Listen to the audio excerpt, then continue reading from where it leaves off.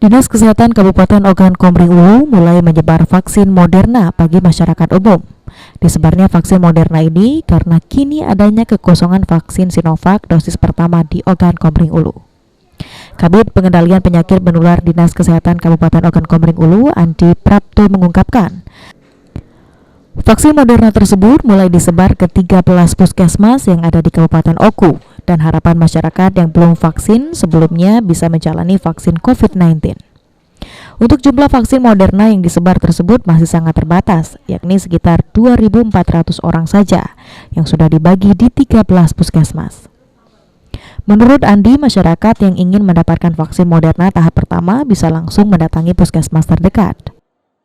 Pertama, di Dinas Kesehatan saat ini kita ada vaksin Moderna sebanyak 420 vial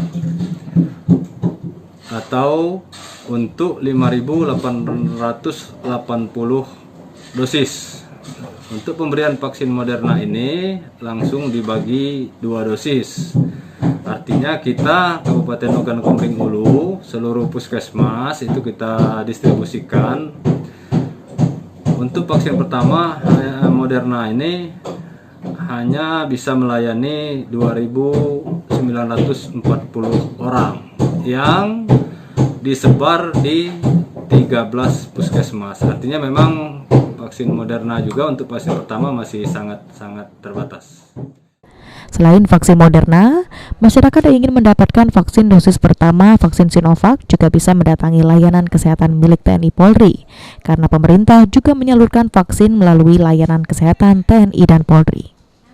Ari Pranika, POL TV.